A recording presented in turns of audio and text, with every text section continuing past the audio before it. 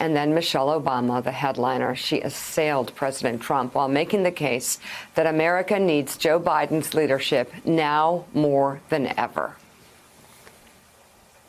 More than 150,000 people have died, and our economy is in shambles because of a virus that this president downplayed for too long. Whenever we look to this White House for some leadership or consolation or any semblance of steadiness, what we get instead is chaos, division, and a total and utter lack of empathy. If you take one thing from my words tonight, it is this.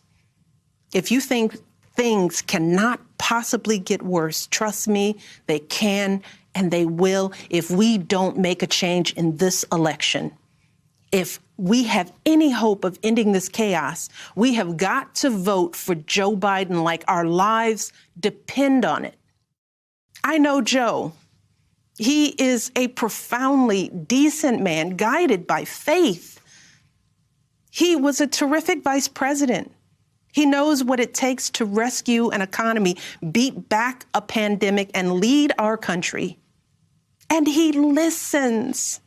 He will tell the truth and trust science. He will make smart plans and manage a good team. And he will govern as someone who's lived a life that the rest of us can recognize. You know, Kimberly Atkins, it's fascinating that 4 years later, Donald Trump's message has been turned on its head, not just by Michelle Obama, but by 150, 160, 170,000 deaths. What did Donald Trump say to African Americans? What did he say to black voters 4 years ago? What do you have to lose? And last night, Michelle Obama's message after 4 years of death, after 4 years of economic devastation, what did Michelle Obama say? If you don't think things can get worse, you're wrong. They can.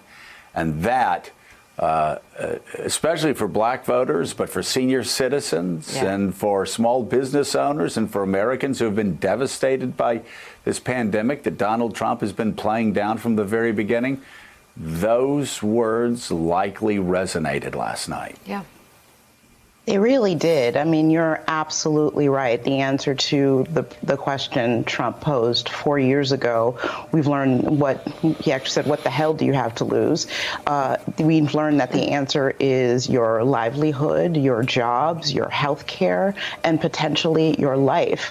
Certainly now your ability to vote or be able to get your prescription drugs through the mail. Michelle Obama did a very good job of underscoring the urgency. Look, we've been hearing for months now about not just within the Democratic Party, all the factions and can they get energized and will Joe Biden be the right person? What you saw last night was from Republicans, from progressives, from Michelle Obama, from everyone saying, look, whether or not Joe Biden was your guy in the primary, whether or not Joe Biden is the guy in your party, this is a moment that is urgent and requires your action. She used her own words about going high when others go low. She said that voters can go high by doing everything that they can, by voting like their lives depend upon it. So she put that there. That's the urgency. It's a pandemic. You may have to wear a mask. You may have to pack a dinner because you have to stand in line.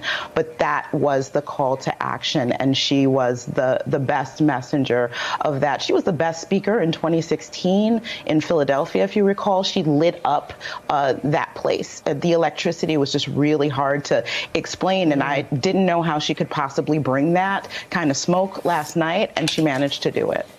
Thanks for checking out MSNBC on YouTube, and make sure you subscribe to stay up to date on the day's biggest stories. And you can click on any of the videos around us to watch more from Morning Joe and MSNBC. Thanks so much for watching.